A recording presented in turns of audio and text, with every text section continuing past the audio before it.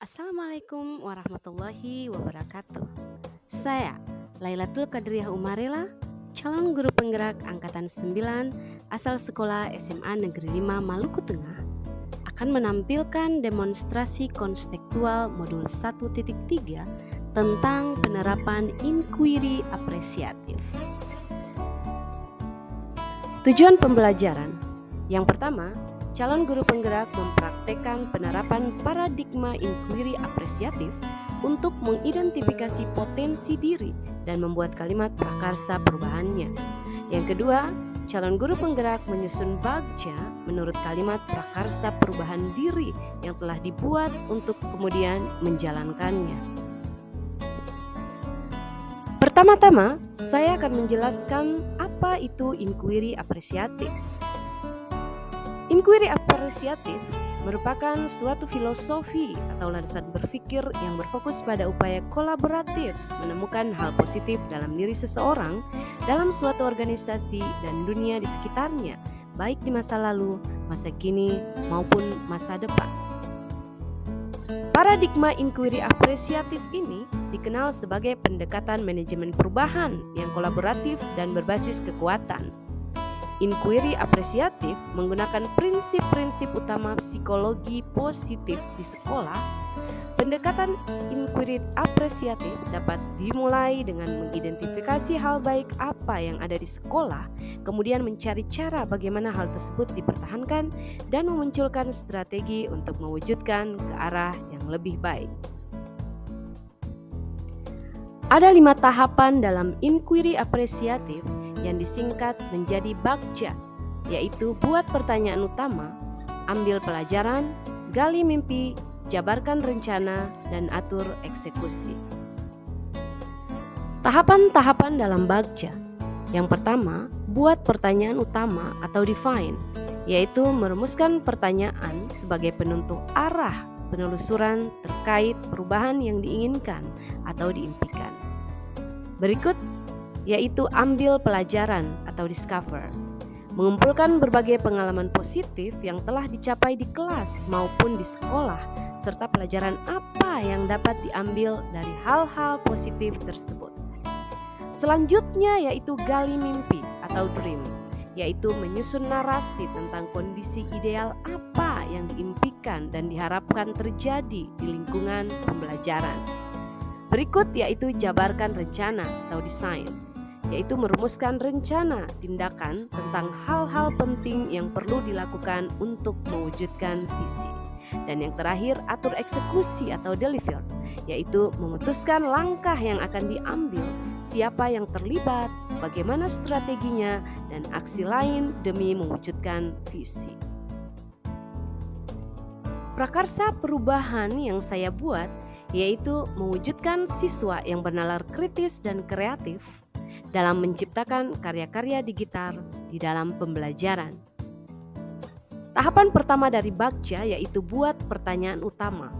Di sini saya membuat pertanyaan yaitu apa yang dapat dilakukan untuk meningkatkan daya kreasi siswa menghasilkan karya-karya digital dalam pembelajaran. Tindakan atau penyelidikan. Yang pertama, mencari sumber inspirasi terkait inovasi pembelajaran yang mampu meningkatkan daya kreasi siswa dalam menghasilkan karya digital. Selanjutnya, mengadakan diskusi dengan rekan sejawat atau kepala sekolah tentang inovasi pembelajaran yang bisa meningkatkan daya kreasi siswa dalam menghasilkan karya-karya digital. Tahapan berikutnya yaitu ambil pelajaran atau discover. Pertanyaan yang pertama, kegiatan apa yang sudah dilakukan di sekolah yang mampu meningkatkan daya kreasi siswa dalam menghasilkan karya-karya digital? Berikutnya, siapa saja yang sudah melaksanakan pembelajaran yang mampu meningkatkan daya kreasi siswa dalam menghasilkan karya-karya digital? Pertanyaan berikut yaitu sarana dan prasarana apa saja di sekolah yang dapat digunakan untuk meningkatkan daya kreasi siswa dalam menghasilkan karya-karya digital. Tindakan atau penyelidikan yang pertama, mendata kegiatan sekolah yang membuat siswa mampu menghasilkan karya-karya digital.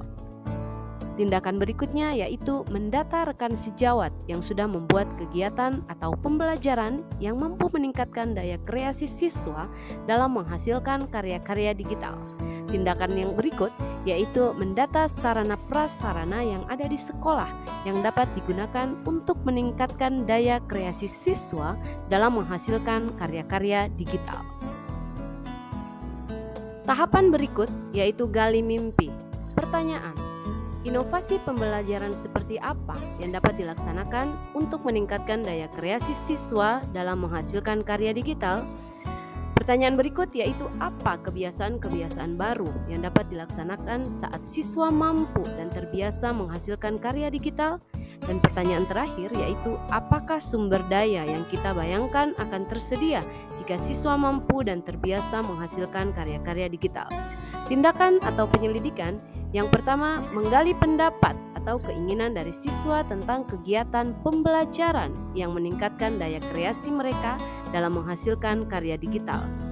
Berikut, membuat kreasi baru yang mampu menunjang inovasi pembelajaran berbasis digital. Dan tindakan terakhir yaitu memberikan pemahaman dan sosialisasi kepada siswa untuk mendapatkan informasi baru tentang karya digital. Tahapan selanjutnya yaitu jabarkan rencana. Pertanyaan: apa langkah sederhana yang dapat dilakukan untuk meningkatkan daya kreasi siswa dalam menghasilkan karya digital dalam pembelajaran? Pertanyaan berikut: apa tindakan yang bisa dilakukan untuk mendukung kegiatan? Dan yang terakhir, bagaimana mengukur keberhasilan kegiatan tersebut? Tindakan atau penyelidikan. Yang pertama, menerapkan inovasi pembelajaran berbasis karya digital sesuai materi pembelajaran. Misalnya, pembelajaran proyek membuat iklan, film pendek, konten, materi pembelajaran, dan lainnya. Berikut, memanfaatkan laboratorium komputer, akses Wi-Fi, atau perangkat pribadi yang dimiliki siswa. Selanjutnya, memanfaatkan media sosial atau website untuk mendukung kegiatan pembelajaran. Dan yang terakhir, membuat standar penilaian tentang efektivitas pembelajaran. Tahapan terakhir yaitu atur eksekusi. Pertanyaan: siapa yang terlibat dalam kegiatan peningkatan daya kreasi siswa dalam menghasilkan karya digital? Pertanyaan berikut yaitu apa peran setiap pihak yang terlibat? Tindakan atau penyelidikan. Yang pertama, mengajak warga sekolah untuk mendukung kegiatan yang dilaksanakan. Tindakan berikut, memberikan penjelasan kepada setiap pihak yang terlibat tentang peran yang bisa dilakukan. Selanjutnya, berkolaborasi dengan pihak lain untuk menemukan solusi jika ada permasalahan. Berikut, evaluasi dilakukan dengan menerapkan refleksi terhadap semua pihak yang terlibat. Dan yang terakhir, mengikuti komunitas inovasi pembelajaran berbasis digital. Terima kasih sudah menonton.